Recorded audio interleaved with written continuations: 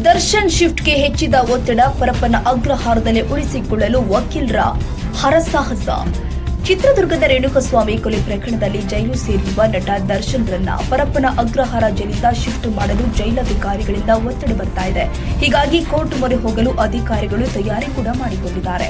ಇದಕ್ಕೂ ಮೊದಲು ದರ್ಶನ್ ರನ್ನ ಪರಪ್ಪನ ಅಗ್ರಹಾರದಲ್ಲಿ ಉಳಿಸಲು ವಕೀಲರು ಪ್ರಯತ್ನ ಮಾಡ್ತಾ ಇದ್ದಾರೆ. ದರ್ಶನ್ ಅರೆಸ್ಟ್ ಆದ ದಿನವೇ ವಕೀಲರು ದರ್ಶನ್ ಪರಪ್ಪನ ಅಗ್ರಹಾರ ಜೈಲಿಂದ ಬೇರೆ ಕಡೆ ಶಿಫ್ಟ್ ಮಾಡಬಾರದು ಅಂತ ಕೋರ್ಟ್ಗೆ ಅರ್ಜಿ ಸಲ್ಲಿಸಿದ್ದಾರೆ. ಟ್ರಯಲ್ ಶುರುವಾದರೆ ಬೇರೆ ಜಿಲ್ಲೆಗಳಿಂದ ಕರೆದುಕೊಂಡು ಬರೋದು ಕಷ್ಟವಾಗುತ್ತೆ. ಹೀಗಾಗಿ ಬೇರೆ ಜೈಲಿಗೆ ಶಿಫ್ಟ್ ಮಾಡಬಾರದು ಅಂತ ಕೋರ್ಟ್ಗೆ ವಕೀಲ ಸುನಿಲ್ ಅರ್ಜಿ ಸಲ್ಲಿಸಿದ್ದಾರೆ. ಇಂದು ಎಸ್ಪಿಪಿ ಮುಖಾಂತರ ಜೈಲಾಧಿಕಾರಿಗಳು ಅರ್ಜಿ ಸಲ್ಲಿಕೆ ಮಾಡ್ತಾರಾ? ವಕೀಲರು ಕಾದು ನೋಡಬೇಕಾಗಿದೆ. ಹಾಗೇನಾದ್ರೂ ಅರ್ಜಿ ಸಲ್ಲಿಕೆ ಮಾಡಿದ್ರೆ ನಮ್ಮ ವಾದವನ್ನ ಪರಿಗಣಿಸಿ ಅಂತ ಮನವಿ ಮಾಡುವ ಸಾಧ್ಯತೆ ಇದೆ. ಬೇರೆ ಜೈಲಿಗೆ ಶಿಫ್ಟ್ ಮಾಡಿದ್ರೆ ಓಡಾಟ ಕಷ್ಟವಾಗುತ್ತೆ. ಟ್ರಯಲ್ ಇದ್ದಾಗೆಲ್ಲ ಕರೆತರೋದು ಕಷ್ಟವಾಗುತ್ತೆ. ಹೀಗಾಗಿ ಪರಪ್ಪನ ಅಗ್ರಹಾರ ಜೈಲಲ್ಲೇ ಉಳಿಸುವಂತೆ ವಾದ ಮಂಡನೆ ಮಾಡುವ ಸಾಧ್ಯತೆ ಹೆಚ್ಚಾಗಿದೆ.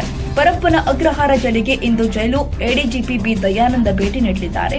ರೇಣುಕಸ್ವಾಮಿ ಕೊಲೆ ಕೇಸ್ನಲ್ಲಿ 2ನೇ ಬಾರಿ ಪರಪ್ಪನ ಅಗ್ರಹಾರ ಜೈಲಿಗೆ ದರ್ಶನ್ ಪವಿತ್ರಗೌಡ ಹೋದ ಮೇಲೆ ಮೊದಲ ಬಾರಿಗೆ ದಯಾನಂದ ಭೇಟಿ ಕೊಡ್ತಾ ಇದ್ದಾರೆ.